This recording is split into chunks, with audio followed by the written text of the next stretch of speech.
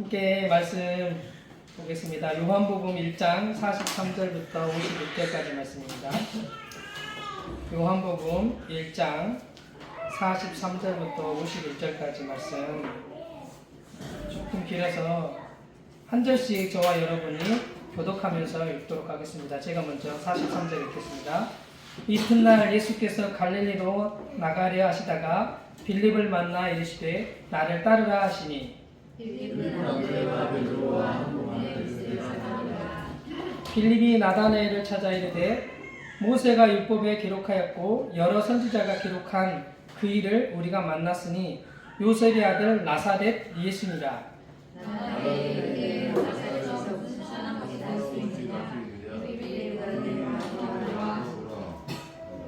예수께서 나다나엘이 자기에게 오는 것을 보시고 그를 가리켜 이르시되 보라, 이는 참으로 이스라엘 사람이라 그 속에 간사한 것이 없도다.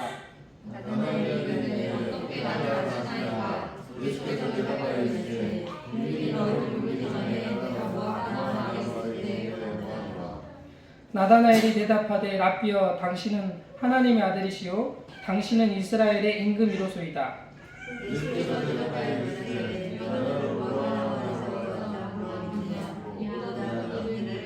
함께 읽겠습니다. 또 이르시되 진실로 진실로 너희에게 이르노니 하늘이 열리고 하나님의 사자들이 인자 위에 오르락 내리락 하는 것을 보리라 하십니다. 아멘.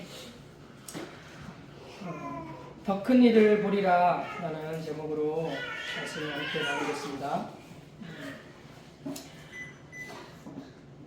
지난 시간 이제 35절부터 45절까지의 말씀을 통해서 옛사람과 새사람에 대한 베드로가 이제 이름이 뭐였죠? 요한의 아들 시몬이었죠. 그래서 게바라고 하는 베드로라는 이름이 변화되는 바뀌는 그것을 통해서 옛사람에서 새사람의 삶을 사는 그 존재의 변화에 대한 생명이 바뀌어지는 거듭남, 하늘로부터 다시 태어나는 것이 어떤 것인지에 대해서 나눠진 것 같습니다. 개인의 삶 안에 주님이 복을 이루시고 내주하시는 것이라고 하면 이제 43절부터 51절까지의 말씀을 통해서 한 개인에게 임한 그 하나님의 임하심, 내주하시는 성령의 역사와 같이 주의 몸된 교회 안에 머리가 되신 예수 그리스도, 생명이 되신 그분의 어떠함이 좀 나눠질 것 같다는 생각이 드는데요. 43절에 이튿날 예수께서 갈릴리로 나가려 하시다가 빌립을 만나 이르시되 나를 따르라 하시니 이제 이렇게 시작하는데 이튿날이라고 하는 이 말씀이 있죠. 여기 43절에도 이튿날, 45절에도 이튿날, 35절에도 이튿날, 29절에도 이튿날 이렇게 기록되어 있죠. 29절 이전에가 첫째 날이고 29절이 그러면 둘째 날이죠. 그리고 35절이 셋째 날이겠죠. 그리고 43절이 넷째 날, 이렇게 주님이 말씀하신 거예요. 이런 일이 있었던 거죠. 그리고 나서 여기 2장 1절에 가면 사흘째 되던 날 이렇게 기록되어 있어요. 사흘째, 넷째 날 다음에 다섯째 날, 여섯째 날, 일곱째 날이 사흘째 되는 날이겠죠.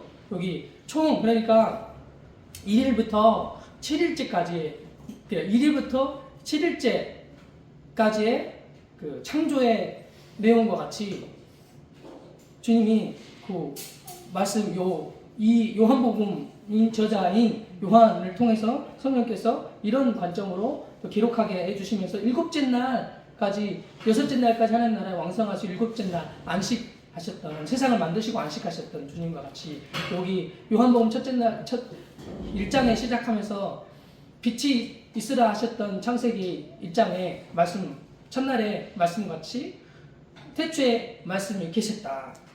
이 말씀이 하나님과 함께 계셨으니 이 말씀은 곧 하나님이다 이렇게 말씀하시면서 5절에 빛이 어둠에 비치되 어둠이 깨닫지 못했다라고 말하는 빛이 되시는 그리스도에 대하여 1장에 그런 내용들을 가지고 있죠.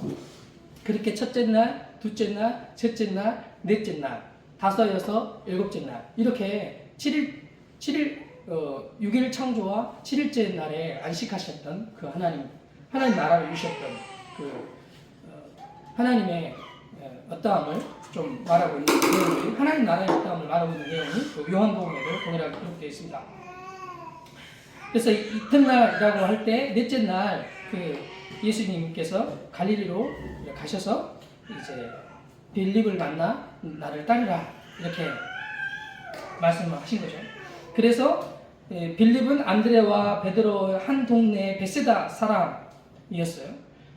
그리고 이 빌립은 동일하게 이 베드로와 또 안드레와 또 다른 요한이나 또 이 다른 제자들과 같은 비슷한 그 동네 사람, 그 동네에서 그 동네 가봐야 얼마 되지 않아요.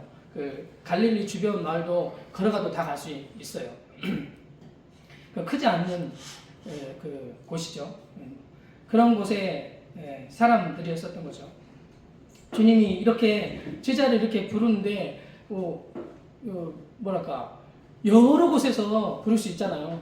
저기 남쪽 끝에서 한 명 불러오고 저기 서쪽 끝에서 한 명 불러오시고 저기 동쪽 끝에서 가가지고 하나 불러오시고 저기 어디 사람 많은 그 서울 같은 지역 아니면 예루살렘 지역에서 한 명 이렇게 데려오시고 이렇게 하지 않으시고 이 하나님의 불러오시는 이 생명들의 이 나옴이 그냥 바로 옆에 사람인 거예요. 이게 특별한 사람이 아니었다는 말이죠. 그러니까 이 말은 특별하지 않고 이 사람들은 어부 출신이었다고 말하잖아요.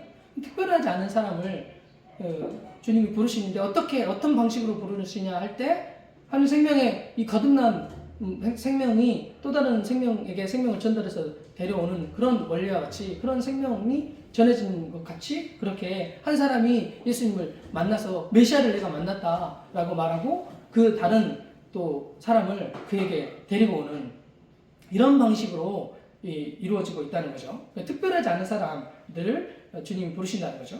그리고 동일하다는 거죠. 어떤 사람이든지. 우리도 마찬가지고.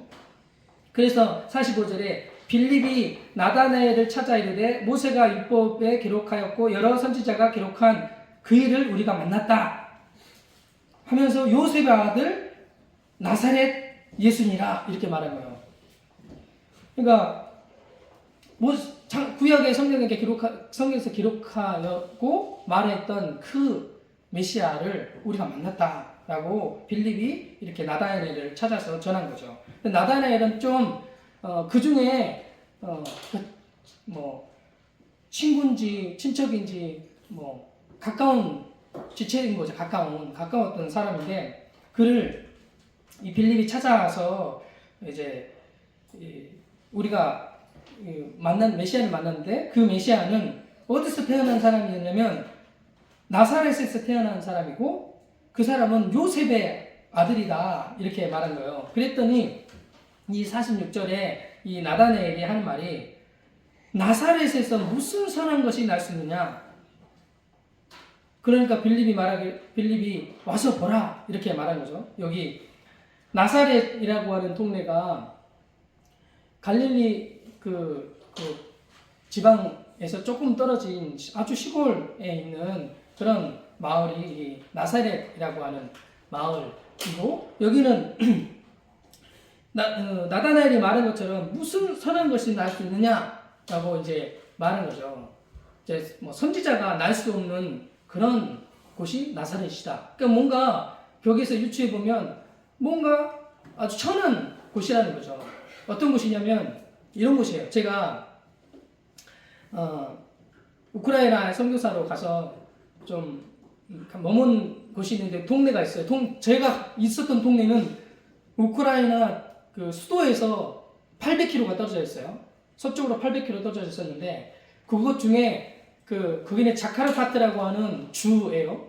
자카르파트는 60만 정도의 사람이 살아요. 60만이 사는데 거기에 두 개의 큰 도시라고 하면 읍과 같은 곳인데 한 곳에는 12만 명 정도가 살고 한 곳에는 8만 명 정도가 살아요. 제가 살았던 동네는 12만과 8만 동네 중간에 있는 세레드네라고 하는 동네, 중간이라는 뜻인데요. 그 동네에서 더 떨어진 작은 마을에 살았어요. 그러니까 한국으로 치면 저기 시골 마을이에요. 지금 시골 아주 마을에 몇 가구 살지 않은 곳에 있잖아요. 뭐 30가구 정도 사는, 50가구, 많으면 50가구 이 정도 사는 그런 곳에 살았어요. 거기도 완전 시골이잖아요. 그것도 한국도 아니고 그 우크라이나에 있다고요. 거기는 산이 많은 지역이에요. 거기 자카르파트에만 산이 있어요. 큰 산맥이 흐르고 있어요. 근데 그 동네에서도요, 떨어져 있는 더 깊숙한 곳에 사는 사람들이 있어요. 이 동네 사람들도 무시하는 사람들이 있는데 그 사람들은 집시들이에요. 집시 마을이 있었거든요. 저희 집에서도 더 떨어진 산으로 가야 돼요. 깊숙이 가야 돼요. 그곳에 집시 마을이 있는데 그곳에 이제 사는 사람들이 집시들인데 모든 사람들이 무시해요. 그 사람들은 그 사람들 그러면 그냥 알아요. 그 사람을 속된 말로 찌간이라고 했어요. 찌간. 그러니까 무슨 표현인지 저도 잘 모르겠는데 그러니까 속된 표현이에요. 찌간. 이제 뭐 거지들 뭐 이렇게 말할 수 있겠어요. 천한 사람들 이렇게 말할 수 있겠어요. 그런 사람들로 그 사람들을 불려줬거든요. 거기 사람이라 그러면 아는 거예요. 그 동네에서 사는 사람이다 그러면 말 안 해도 뭐 집시예요 아니면 이름이 뭐예요 이런 거 하나도 따질 게 없어요. 그냥 그 동네 사람 그러면 그냥 아는 거예요. 불가촉 천민이라고 하는 사람들이 있죠. 저 인도에 가면 계급으로 나눠졌잖아요. 브라만부터 시작해서 이렇게 쭉 계급으로 나눠진 사람을 계급으로 매긴 거죠. 그 계급에도 매겨지지 않는 사람들이 있는데 그 사람들이 불가촉 천민이에요. 거기에도 들어갈 수 없어. 그냥 거의 그냥 주민등록에 등록되지도 못하는 사람들이라고 할 수 있겠어요. 그 사람들, 그 동네에 사는 사람들 그러면 알아요. 거기 인도에는 무슨 강이 흐르고 있죠? 겐지스 강 이렇게 흐르고 있잖아요. 맞나요? 거기에 뭐 빨래도 하고 뭐 치치도 되고 그렇게 한다고 하잖아요. 이쪽 동네가 있거든요. 그러면 겐지스 강 이쪽 동네에 건너편이 있거든요. 건너편은 마치 우리 그 강이 흐르다가 중간에 흙이 쌓이잖아요. 흙이 쌓이면 그곳에 이렇게 흙더미가 쌓이잖아요. 이렇게 물과 물이 만나는 중간에 흙더미가 이렇게 쌓이는 그런 곳과 같은 곳에 사람들이 살아요. 그러니까 여기에도 들어오지 못하는 사람들이에요. 그런 곳 나사렛이라고 말할 때 바로 이런 곳이라는 거예요. 근데 제가 아까 말씀드렸던 그 집시 마을 중에서도요. 집시 마을 그런 곳인데 존재가 그런가 봐요. 사람이 자기도 더러운데 더 더러운 사람을 보면 너 더러워 이렇게 하잖아요. 마치 그런 것처럼 그 중에서도요. 그 마을에서도 모두가 다 무시하고 그 마을 사람들이 하면 다 하는데 그 마을 중에서도 끝머리에 사는 사람 또 있거든요.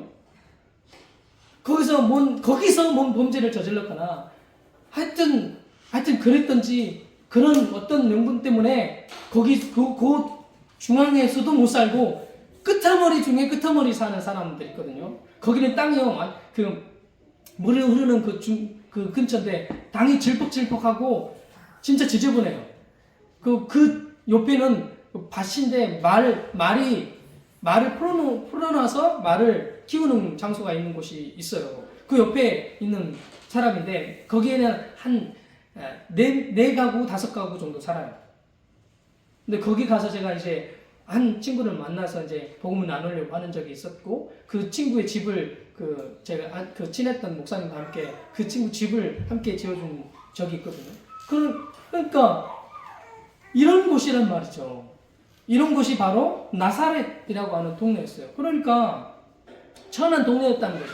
거기서 무슨 선지자가 나겠냐는 거예요. 더럽고 추하고 죄만 저지르고 뭐 보잘것이 없는 그런 사람들이 사는 동네였단 말이에요.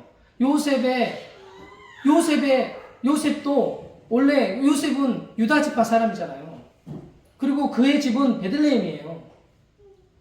다윗의 동네였다고요. 근데 무슨 일이었는지 모르겠지만 이 요셉도 그 동네에 나사렛이라고 하는 동네에 와서 살고 있었어요. 그리고 마리아는요, 그 나사렛에서 살았는데, 그러니까 이 분위기가 알겠죠. 무슨 명분이 있었단 말이죠. 뭔가 천한 사람들이 사는, 그런 사람들이 모여서 사는 산골 동네 같은 그런 동네였단 말이에요. 마리아도 부모님이 없어요. 부모님이 뭐 이런 내용들이 없잖아요. 친척만 있다고 기록되었지. 요셉도 마찬가지고.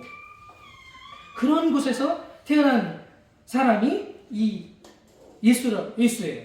나사렛에서 태어난 예수. 그가 메시아라고 하니까 기가 막힌 거예요. 이 나다나엘이. 나사렛에서 무슨 선한 것이 날 수 있냐. 더럽고 추잡하고 악하고 죄인들이 사는 보잘것없는 선지자가 날 수 있는 곳이 아닌 그런 곳에 사셨단 말이에요. 예수님. 근데 그 예수님의 이름은 예수, 자기 백성을 저희의 죄에서 구원할 자, 이 이름을 가진 사람인데 아주 천박하고 추하고 더럽고 누구도 알아주지 않는 그런 낮은 곳에, 가장 천한 곳에서 주님이 사셨다는 거죠. 주님은 태어나실 때도 마국간에서 태어났잖아요. 말 부유에 눕혔잖아요. 눕힐 곳이 없으니까. 근데 그분이 메시아 그리스도라는 거예요. 그렇게 빌립이 그 나다나엘을 불러가지고 함께 예수님께 데리고 오는 중에, 그러니까 47절 예수님께서 나다나엘이 자기에게 오는 것을 보고 그를 가리키면서 말씀하시기를, 보라, 이는 참으로 이스라엘 사람이라. 그 속에 간사한 것이 없도다. 간사한 것이 없는, 다른 마음이 없는 어떤 청결한 마음을 가진 그런 사람이 이 나다나엘이었다는 거죠. 뭔가 이 사람은 뭔가 주님 간사한 것이 없고, 그는 메시아를 기다렸던 사람이에요. 그러니까 메시아를 기다렸던 사람이고, 뭔가 경건의 그 삶을 살았었던 그런 사람. 그 중에서도 우리는 다 바닷가에서 막 사는데, 이 나다나엘은 그렇게 막 살고 막 노는 그런 친구가 아니라, 뭐 경건한 집에서 태어난지 몰라도 그 중에서 그래도 이렇게 뭐랄까 뭔가 품위가 있는 그런 삶을 살았던 그런 친구였다 이 말이죠. 친구 중에 꼭 그런 친구들 있잖아요. 목이 잡고 뭔가 있는 것처럼 이렇게 하고 그런 친구들이 있잖아요. 그 친구들이 있었는데 그 친구 중에 이 친구가 그런 사람이었단 말이에요. 실제로 경건의 생활을 한 사람이에요, 사람이. 그러니까 예수님이 그렇게 말하니까 나다나엘이 48절에 하는 말이, 어떻게 나를 아십니까? 이렇게 말한 거예요. 좀 알아준 거죠, 예수님. 그러니까 자기가 경건 생활하고 있는데 좀 알아준 것 같은 거죠. 그러니까 어떻게 나를 아냐고. 그러니까 당신이 얼마나 나를 알아? 이런 거지. 내가 얼마나 깊은, 당신이 보는 이렇게 겉사람을 보면, 겉에 이렇게 사람을 보면 좀 알 수도 있잖아요. 저 사람 보니까 어느 정도 짐작하기도 하잖아요. 안 그러세요? 아주 거지처럼 이렇게 아주 천박한 옷을 입고 막 다 떨어져 놓고 막 머리 이렇게 막 머리 감지도 않고 믿음 막 떨어지고 이런 막 흘린 자국 있고 이런 사람 보는 것과 깔끔한 정장 차림하고 온 사람을 보는 거하고는 다르잖아요. 그러니까 그런 사람 보니까 그렇게 외모로 이제 보는 줄 알고 그가 말했던 거죠. 그런데 당신이 보는 나 외모, 이렇게 깔끔한 외모, 그 속에 있는 나는 그거 이상이야 라고 하는, 당신이 나를 어떻게 아냐고 이렇게 말한 거죠. 그렇게 물어보니까 예수님이 하시는 대답하여 이런 말이 48절에, 빌립이 너를 부르기 전에 내가 무화과 나무 아래 있을 때 보았노라. 이렇게 예수님 말씀하신 거죠. 그랬더니 나다나엘이 대답하여 랍비여 당신은 하나님의 아들이시오 당신은 이스라엘 임금이로소이다 이렇게 말했단 말이죠. 그러니까 48절에 말하는 빌립에게 예수님이 빌립이 너를 부르기 전에 무화과 나무 아래에 있을 때 내가 보았다 이렇게 말한 말이 그러니까 특별한 장소였다 이 말이에요. 이 무화과 나무 아래에 나다나엘만 아는 그런 곳이었단 말이죠. 그에게 특별한 장소, 하나님을 만나는 장소였고 또 하나님만 아는 장소, 하나님과 나와만 아는 그런 장소와 같은 곳이 바로 이곳이었고 그때 요 빌립이 부르기 바로 전에 그가 경건한 주님께 뭐 거기서 기도하고 있을 수도 있죠. 묵상하고 있었을 수도 있겠죠. 그리고 주님이 그때 하나님이 그에게 무슨 말을 하고 감동을 주시고 뭐 환상을 보여주시거나 물론 이렇게 했을 수도 있겠죠. 그런 일이 있었단 말이죠. 여기. 근데 이 무슨 일이었는가 그것을 유추해 볼 수 있는 말이 있는데 51절에 있는 말이에요. 진실로 진실로 너에게 이르노니 하늘이 열리고 하나님의 사자들이 오르락 내리락 하는 것을 보리라 이렇게 말하거든요. 그러니까 뭔가를 보았는데 그거 이상의 것을 주님이 보여주시겠다 이 말이에요. 근데 이 나다나엘은 놀란 거예요. 자기만 알았거든요 하나님과. 근데 예수님이 그렇게 말하니까 이분은 선지자 이상인 거예요. 그러니까 선생님 당신은 하나님의 아들이라고 말해버린 겁니까? 당신은 이스라엘의 임금입니다 이렇게 번역했지만 왕이란 말이죠. 이스라엘의 왕 당신입니다. 하나님의 아들이시고 이스라엘의 왕이십니다. 그렇게 나다나엘이 예수님을 처음 봤는데 이렇게 말한 거예요. 그러니까 처음 봤는데 딱 알아본 거예요. 메시아를 보낼 거고 메시아는 어떤 인물인지에 대하여 구약에 이렇게 기록하고 있잖아요. 그런 내용들. 그런데 이분이 그분이라는 사실을 그냥 안 거예요. 이 나다나엘이. 그러니까 놀라운 고백이에요. 이 고백이. 그러니까 사실은 그 사람에 속한 그런 고백이라고 할 수 있겠죠. 입으로 고백하는 어떤 고백이라고 할 수 있겠죠. 그리고 뭐 다른 말로 하면 혼적으로 대단하네 이 사람 진짜네 이렇게 이런 고백으로 말한 그런 고백일 수 있겠죠. 이것도 엄청난 일이라는 거죠. 그렇게 고백한 것도 이런 삶을 사는 것도 엄청나잖아요. 주님을 만나고 그리고 엄청난 체험을 하고 그 기적도 보고 뭐 이런 일들을 경험하는 일도 엄청난 일이잖아요. 그런 일들을 그가 나다나엘이 경험을 했단 말이죠. 근데 예수님이 말하기를 내가 너를 무화과 나무 아래서 봤다 함으로 믿느냐? 그런데 이보다 더 큰 일을 보리라. 네가 보았던 네가 보는 그거 이상의 큰 일, 네가 볼 수 없는 그것을 네가 보리라 이렇게 말씀하신 거예요. 그러니까 이 보는 것은 우리가 가지고 있는 육신의 눈으로 보는 이런 수준의 것이 아닌 어떠함을 보게 될 것이라고 말한 거죠. 사도 요한이 반모섬에서 환상을 보았잖아요. 그런 하나님 나라가 실제하고 존재하는 그것을 보았단 말이죠. 보여지는 그것 말고 그 속에 있는 그 무엇을 보게 되는 겉에 보여지는 그것 이상의 그것을 보게 되어지는 그것을 볼 것이다 이렇게 말씀하시는 거죠. 어떤 이 무화과 나무 아래에서 보았다 하고는 믿는다 이보다 더 큰 일을 보리라 그렇게 말씀하신 후에 또 이르시되 그러면서 이것에 대해서 좀 더 설명해 주신 거예요. 더 큰 일이 뭔가 네가 보았던 것이 뭐며 네가 보았던 것 이상의 더 큰 일, 더 큰 것 이것을 보게 될 것인데 그것을 말씀하시는데 이것이 진실로 진실로 너에게 이르노니 그러니까 뭐 여기 누구죠? 나다나엘과 같이 왔던 제자들에게 같이 말하는 거예요. 너희에게 이렇게 말하고 있잖아요. 나단의 한 개인을 넘어서 너희에게 이르노니 하늘이 열리고 하나님의 사자들이 인자 위에 오르락 내리락 하는 것을 보리라 이렇게 말씀하신 거죠. 그러니까 이 더 큰 일 그것이 뭔가 인자 위에 그러니까 사자 하나님의 사자들이 오르락 내리락 하는 그것을 보게 될 것이라는 거예요. 여기 하늘이 열리고 하나님의 사자들이 오르락 내리락 하는 것을 본 사람이 있잖아요. 그 사람이 야곱이라고 하는 사람이에요. 아브라함의 아들 이삭의 아들 야곱. 그가 형 에서에게 쫓겨서 라반의 집으로 갈 때 그 중간쯤에 있었던 그 장소가 있는데 거기가 바로 베델이라고 하는 장소예요.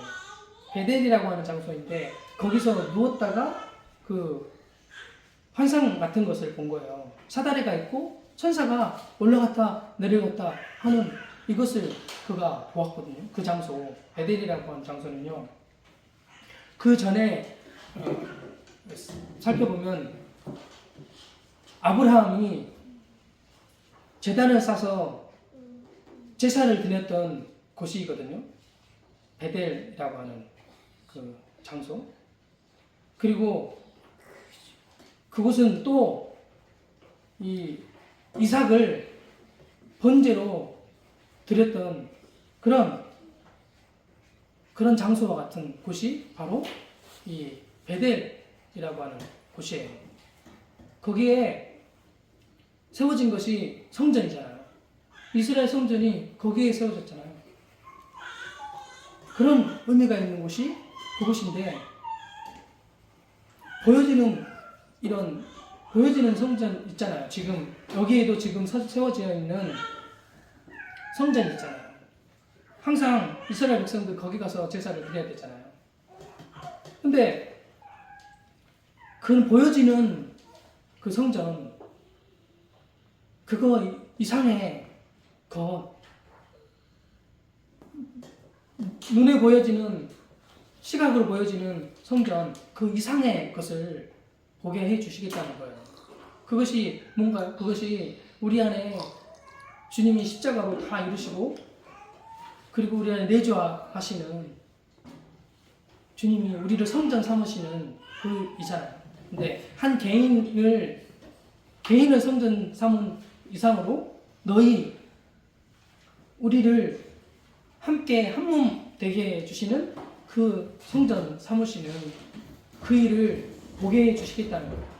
근데 우리 이렇게 뭐 다 이루어진 일인데도 불구하고 이렇게 사람을 보거나 뭐 단체를 보거나 아니면 어떤 교단을 보거나 뭐 다른 교회들을 보거나 이렇게 할 때 그냥 이렇게 그냥 보잖아요. 어떤 사람이네 어떤 교회네 이렇게 보여지는데 이제 무엇을 보게 해 주시겠다 하시냐면 주님이 다 이뤄놓은 한 개인을 볼 때도 그냥 보는 게 아니라 그 하나님이 창조한 완전한 작품 그대로 보는 거죠. 그냥 내가 아닌데 그런 거야 라고 정신통역을 하면서 자기 확신하면서 보는 게 아니라 실제 그렇게 보여진다는 말이죠. 그래서 보여진다는 거죠. 그렇게 보리라. 그래서 스스로 볼 수 있는 게 아니라 그렇게 보게 해주신 거죠, 주님이. 그래서 때가 바뀌니까 이때는 지금 바뀌지 않을 때예요. 거듭남이 뭔지 몰라요, 그냥 여기 제자들은. 근데 십자가 구속 이루시고 부활하셔서 성령을 보내주셔서 볼 때 그때는 다른 거예요. 그때 교회는 다른 거예요. 이렇게 보게 될 것이라는 거죠.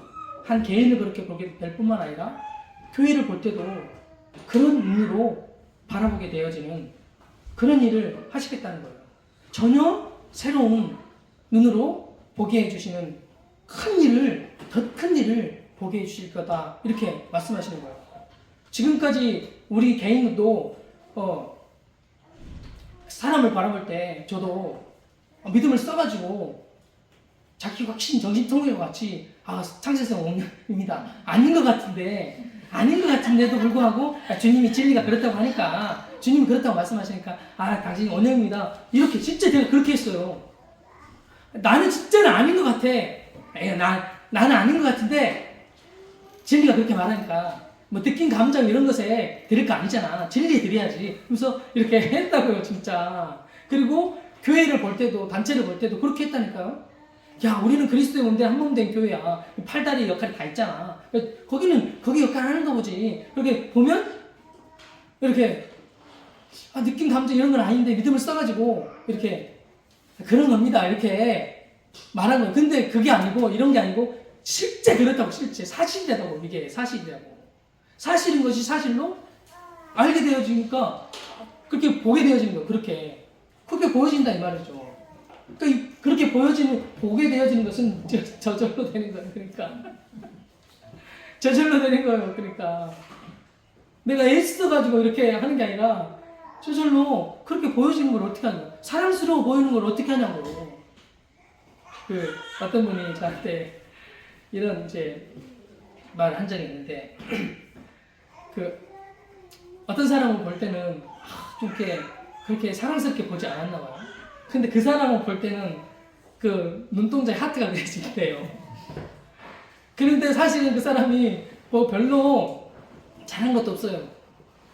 그리고 또 어디 가면 이렇게 한 소리 듣고 고쳐야 되고 저건 진짜 쓸데가 없어.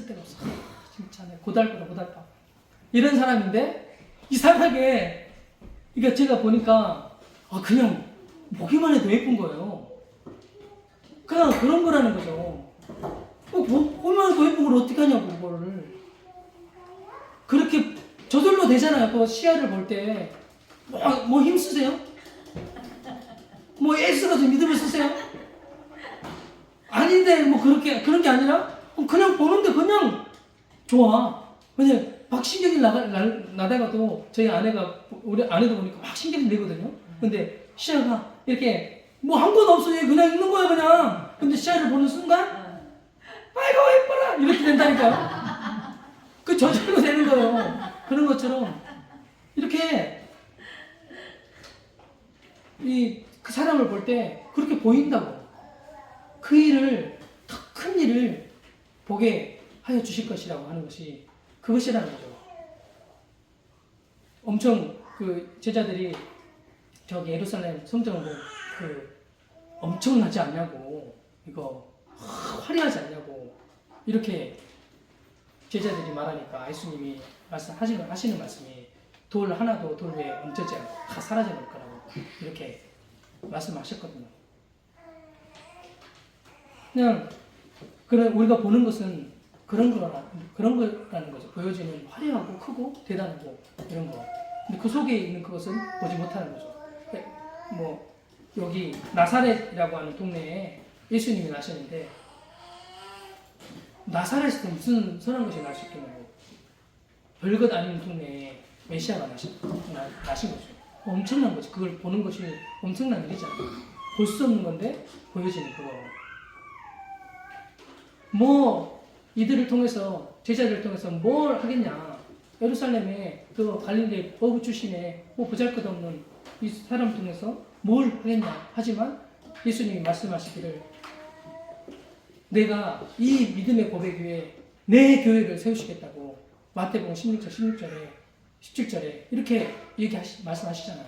내 교회. 주님 당신이 머리가 되신 당신의 몸된 그 교회에 당신과 한 몸 된 그 생명을 보게 하여 주신다고 말하는 거죠. 그게 이렇게 말하고 이런 교회는 이런 것입니다. 우리 다 알잖아요. 예수님 머리고 몸이고 지식으로 다 알고 있잖아요. 다 알고 그렇게 또 생각하고 그렇게 나누고 이렇게 하지만 보는 것과는 다르다 이거죠. 보는 거. 교회는 이런 거야 라고 눈이 떠져서 보는 거예요. 듣는 게 아니라 그리고 서로 이렇게 생명 변화된 지체가 또 지체를 만났을 때 이렇게 교제하고 이렇게 했는데 분명 나눴거든요. 그러고 나서 생각해 보세요. 근데 본 거예요.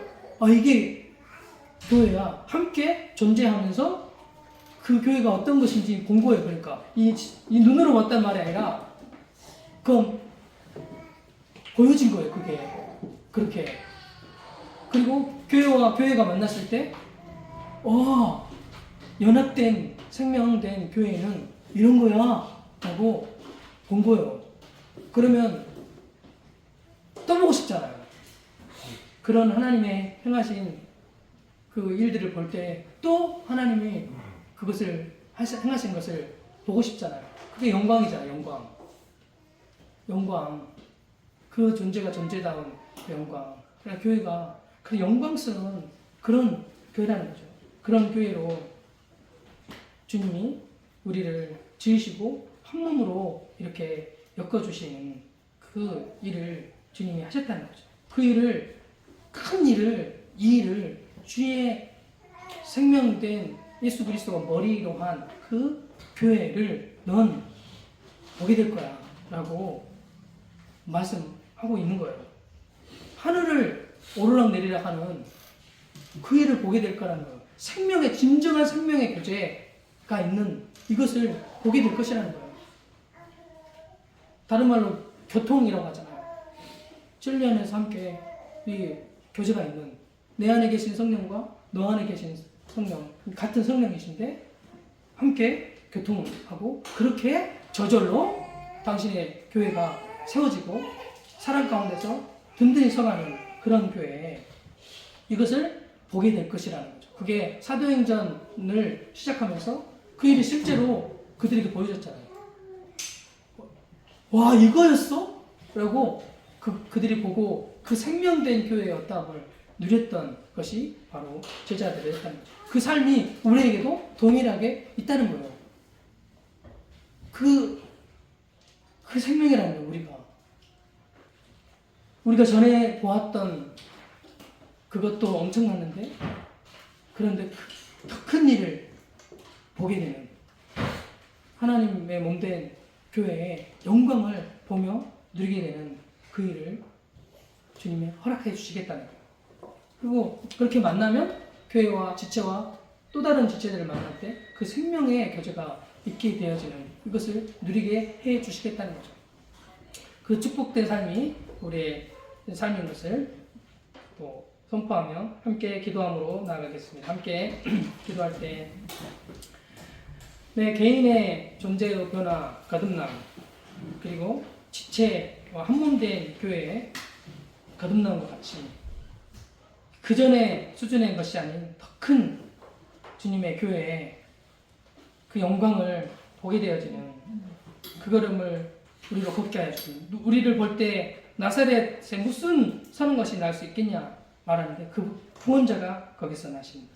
천한 나에게서 무슨 선한 것이 나타날 수 있겠냐 하지만 내 안에 그리스도가 계시는, 우리 안에 뭐 천하고 보잘것없는 사람들이 몇 명 모였는데 무슨 선하고 무슨 능력이 나타날 수 있냐고 하겠지만 우리의 머리가 되시는 분이 예수님이십니다. 그 영광스러운 교회, 부패하고 더럽고 또 뭔가 보일 것이 없는 것처럼 보여지는 지역 교회를 볼 때, 선교 단체를 볼 때 뭔 선한 것이, 무슨 선한 것이 나타날 수 있겠나? 나름대로 뭔가 사역의 열매들이 있고 나름대로 뭔가 있으니까 영광스럽지 않냐고 말하지만 점점점 커가니까 뭔가 사역이 되니까 그가는 이것을 볼 때 놀랍지 않냐고 말하지만 이보다 더 큰 일을 보리라 하신 주님의 몸된 교회가 얼마나 영광스러운 교회인지 보게 하여 주시는 그 일을 당신의 교회에게 열어 보여주시는 일을 하나님 허락하여 주시옵소서. 함께 기도하러 나아가겠습니다. 함께 기도하겠습니다. 살아계신 하나님 아버지 감사합니다.